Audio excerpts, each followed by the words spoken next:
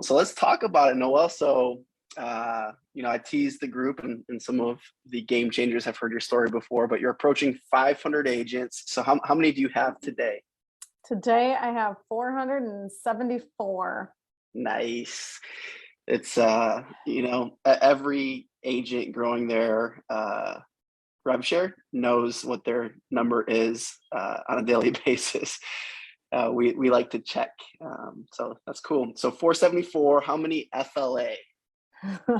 24. Nice, 24. Cool. So I want to talk about a couple different things that I think is kind of like what is like your circle of genius or your zone of genius, I guess, with like just being authentic on social media and the importance of attending events. But first, let's go back all the way to when you first joined EXP. Like why did you join EXP, and what was your approach to agent attraction when you first joined? And when was that? Was it about 3 years ago? Yeah, I'm coming up. My third anniversary will be at the end of September. So Nice. almost 3 years. When we, and I use the term we because it's my husband, Seth, who is the silent face of the behind the scenes business of mine. And many of you guys know him. He actually came on one of our Game Changers calls a few weeks ago to talk about being financially prepared for a shift. So if you guys missed that, you should go on and check it out. But we started looking at it together because we were running a brokerage together. And at that time, the brokerage was growing really well. We had an amazing culture. I had a beautiful space. We had a lot of camaraderie. We had a lot of great production happening with the brokerage. I was still the primary producer of the brokerage at that time, which is so typical for a small independent brokerage. And I was really overwhelmed. I would be sitting in my office on a Friday night at like 5 p.m. and I would just be getting my work started for the day or the week a lot of times, because the whole week I'd be focusing on all of the agents and all the things that they were going on and all the nuances of running a brokerage that I didn't anticipate when we opened the brokerage. And I had a lot of pride and ego around my brand and all of the things that we had already kind of established with social media and video and whatnot. And I already thought I knew what EXP was. So when I left Remax with my team to start my own brokerage, I didn't even consider EXP. I wouldn't have considered EXP. I thought I knew what it was. And so we had a day where an agent came into our office and basically said, "Hey, I love you guys, but I'm going to get my license in Florida. And if you guys don't want to go do that and get your broker's license in Florida, I'm going to have to leave you." And he was one of the top producing agents at the brokerage at the time, and also one of our teams. So it wouldn't just be him leaving, it'd be him taking his team. And I went home that night and I was just defeated. Like, oh my gosh, I just dumped all of this into this human. And now I can't keep that person, no matter what I could do with all the tech. I mean, we provided follow-up boss for our entire brokers. Like, they had everything. They had it made in the shade. In fact, one of the people on that call who's sitting on this call today, his name is Blake. When we ended up bringing EXP the idea to our brokerage, he sat back like this and was like, "No, this is a terrible idea. I like what I have. I want what I have." I was telling the story in front of him the other day, and I said I had to like drag this 230-pound weight with me to the table, and that made him mad because he says he's only 220. But I had to drag this huge weight with me to the table to get him over to EXP, and now today he is my biggest leg at EXP. But I would just say that what was the catalyst for us had nothing to do with rev share. It had nothing to do with stock. It had nothing to do with any of that. For me, it was walking away from all the things I didn't want to be working on and letting go of all that responsibility, letting go of all the liability, and being able to pursue something on a bigger scale and a bigger platform. The moment that I realized it, I finally sat down and watched the Gene Frederick napkin video. I said no to all the other videos. None of them did anything for me. The model explained for me personally just didn't work. It just didn't work. I didn't like it. It didn't work for me. But then I saw the model explained, and I saw how, or not the model explained, the napkin video, and I saw how he laid it all out like a little triangle and explained his version of what all brokerages are. Pyramid scheme, right? Like they all look like that. And then the light bulb went off for me. And I realized, wait, this isn't a pyramid scheme. It's just a brokerage done on a different style of platform. And the moment that I had that realization, it was a Wednesday. We started telling our whole team and all of our office on Thursday and Friday. And Monday we switched. Everybody switched. And I told everybody, and we had 20 agents at that time, and all 20 of them came with us. I didn't give them very much rope to go out and search and do their own research and challenge my decision. I asked them to trust my leadership, and I gave them the opportunity at that time to like, try it, just try it with us. And if you hate it 2-3 months in, then it's up to you. And to this day, pretty much all of them are still with us. But we switched for relationships, and that has stuck with me now. 3 years later, I'm still here for the relationships. So that's like my thing. That's my big word. That's, you know. Yeah, I love your story of why you switched. And I always like to ask that question on these interviews because I want people to hear everyone's story, because it's an insight of why people are joining EXP, and they're able to use that in their conversations when attracting agents. So that's really insightful. Thank you for sharing that. So let's talk about that. So, you know, you're really big into relationships from day one with attraction. Is that kind of how you approached it? Like, hey, first thing, I'm going to go after relationships locally, nationally. Like what was your mindset then? And I guess maybe how has it changed now in terms of your approach? Yeah. So I did, once I made the decision to come, I did start diving in. Like, I think I read a couple of the books that we encourage everyone to read, you know, like GoPro and some of these other books that talk about all that stuff. What John just taught, I did that. I made my list of 100. I put it all in a notebook, piece of paper. And then I did something different though. That list of 100, I just pursued them on Facebook. I never picked up the phone. And in some ways that's really worked very well for me. All 24 of those people on my front line have reached out to me when they were ready for EXP. I have not made any outbound calls, but I will say, don't do that. I am actually changing that now. A couple of years in, I am going to be more proactive in reaching out. I wish I had been a little more proactive in reaching out at the beginning, but I developed stronger relationships with all of those people that I had put on my list through Facebook, through using Messenger, and through not being secretive about the switch to EXP. In fact, I blasted my social media about it, and it took off. Like, but I did it in a different way. So if any of you guys go on, and a lot of my stuff now, it's buried on Facebook, and I'm ready to start probably putting it onto a YouTube page because it's all buried. I was consistently posting though, once a week, every single week for the first year and a half, something dramatic and something momentous, you know, about EXP. And so that caught people's attention.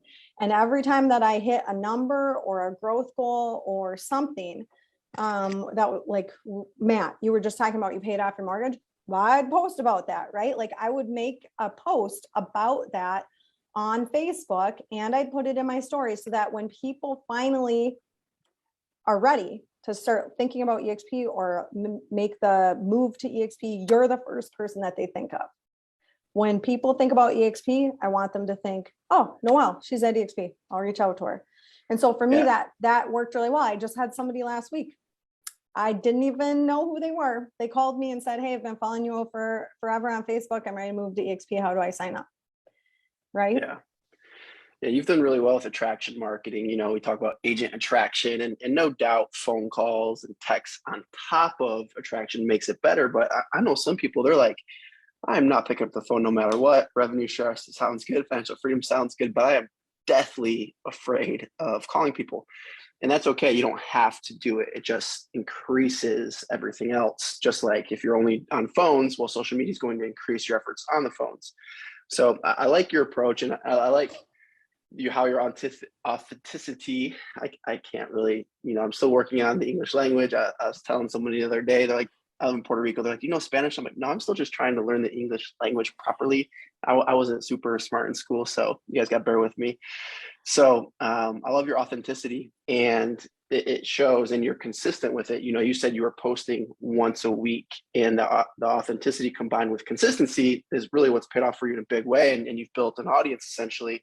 How do you think you being like so purposeful about going to events has helped, I guess, build your personal brand? Do you think that's played a big role? Do you think it's essential for what you've Yes. been able to accomplish? Yeah, talk Yeah, about that a little bit. 100%. Um, you know, a lot of people have said to me, and even early on when we switched to EXP, I got people saying, it's never going to work for me like it would work for you. I don't have a social media presence like you do. It's just not going to work for me. Well, the only reason why I built up a social media presence was because I traveled to events like long before we switched to EXP. I was traveling to real estate events and investing in myself. And we as a family were investing in me and my business with real estate. And I would go to these events and I would try to get into the rooms where the people that I wanted to emulate were. Right. So, and if you guys ever travel around with me, or like Stacy just experienced it last week, that is still to this day what I do. I will go to these events and figure out who do I want to like soak some information off of, and I want to get in that room, and then I want to be a sponge in that room. And so I started doing that really early on. I would look at all the different coaching opportunities and what events they were putting on, and I would pick a handful of them and put them on my calendar and book the tickets and go to them. And that's how I grew my network and around the country. And then people started paying attention to my posts and then sharing them. And that's how I grew, specifically on Facebook. Now I'm trying to do the same again on Instagram, but that's what I did. And now being at EXP, it's the same exact thing. It's the same thing. If you go to an event, you need to use that event as an opportunity to showcase how amazing EXP is on your own social media, right? How amazing the relationships are. When I was at that REMAX office 4 years ago now, 5 years ago, I remember going out to coffee with one of my the broker at the time. It was part of the catalyst that caused me to leave and start my own brokerage. We sat down for coffee and he told me that he didn't like it that I was traveling around and going to all of these events. It made him nervous and it made him uncomfortable. And he said something like, out of all the agents I've ever had, I've never had somebody that goes around and networks like that. And you make me the most nervous out of anyone I've ever had in my brokerage. And I think it was a foreshadowing for him, because I've actually taken into our group 70 of his agents at his brokerage. He's the third largest REMAX in the country. We have the two of the largest REMAXs here in Minnesota. They're super easy to recruit out of too, you guys. So if you want help with that, let me know. Pro tip. But so at that moment, he also said realtors are like sheep. Nice. They will flock to wherever the leader goes, flock to wherever the shepherd goes, flock to where, and, you know, ironically, I am now a goat herder, right? And I have a whole flock, which is going to be ending soon. For those of you that follow me, the goats are going away. But it's the same mentality of like, who do you see yourself as? I've not been licensed that long. In fact, probably most of you on this call have been licensed longer than I have. I've been licensed 8 years. But for me, I out the gate knew that I wanted to lead something. So I created a team name for myself. Then I created a brokerage. Then at EXP, I knew I wanted to be a leader. And so you just have to put what you put out there is what's going to come back to you. So if you're putting out the perception of yourself onto social media that you are a leader, the sheep will look at that and be like, gosh, they're a leader. I want to go be a part of what they're doing. Look at their energy. Look at the momentum. I want to be a part of that. I want to just be a part of a herd that's having success. And it's that statement that he made to me all those years ago, it still sits in the back of my head, because I'm constantly looking at this game that we're doing of real estate and of agent attraction, specifically like farming. And it's the perfect analogy for me, because if you don't tend to your herd and if you don't act like you're the leader of the herd, the herd kind of like flounders and disperses. And one of those things that's super important to me is going to the events, because if I go to the events, my herd is going to follow me along to the events, and they're going to duplicate and watch what I'm doing and post, and they're going to do the same thing and have the same kind of success that I've been having. And we are seeing that. We're seeing complete duplication in my group. My group is definitely not the best group at making cold calls, but they are really great at posting on social media and creating energy and momentum. Yeah, that's awesome. That's absolutely crucial that you get out there, you network with agents, and you can do it locally, but nationally it just takes to the next level. If you look at the top influencer list, you'll see that the vast majority of them have been purposeful throughout their careers going to events. And I don't think events is like necessarily even the catalyst, but it's like the mindset, they're growth minded. They're willing to invest in themselves. It's a clear demonstration that they're all in on whatever they're doing. So there's the benefit of networking and the benefit of building those relationships, but it's like the mindset of why that person's even there. And as agents, we now get the dual benefit of events. Go and learn how to build your real estate sales career, but also be purposeful of networking, because now you can monetize those relationships that you want to build anyways. But now for the first time ever, we can really monetize those relationships too, which is really cool. And it's for the benefit of everyone. It's for the benefit of EXP. It's for the benefit of you. It's for the benefit of the person that you're bringing into EXP, because we know EXP is the best thing for them. So I know you got to run and do the beta call that you're leading it today, which is really awesome. What would you leave us with, like a piece of advice that you want us to take home and utilize to help our attraction efforts? Yeah.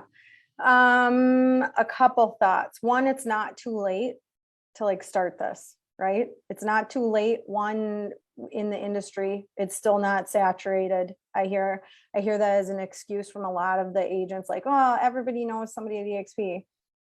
Great, but that's not a good excuse to not do this, right? You just never know. Timing is everything. Conversations are everything. You have to be having those conversations.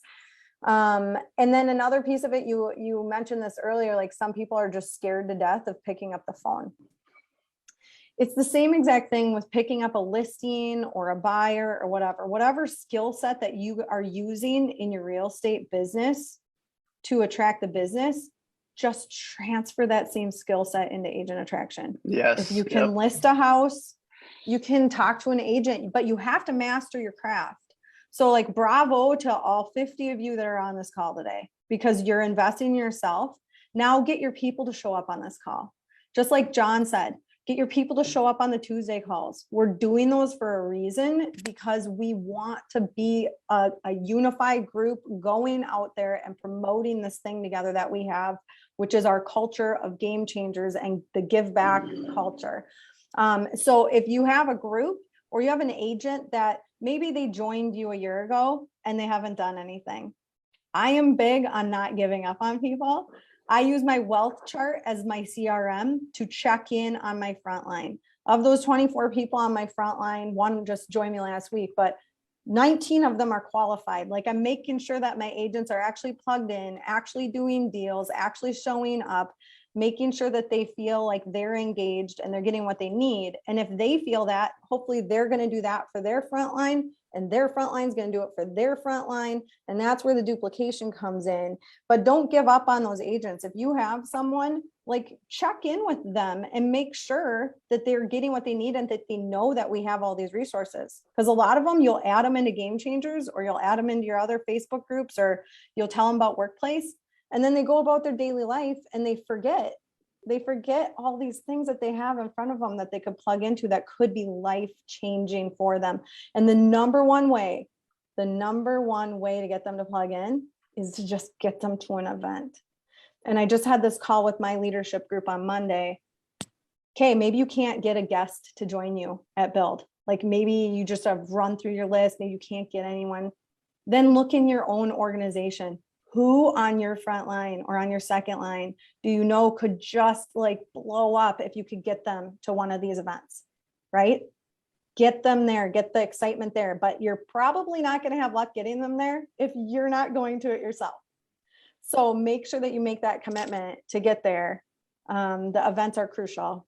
So I guess, awesome. There we go. I love it. Thank you so much, Noelle. Get to your next call.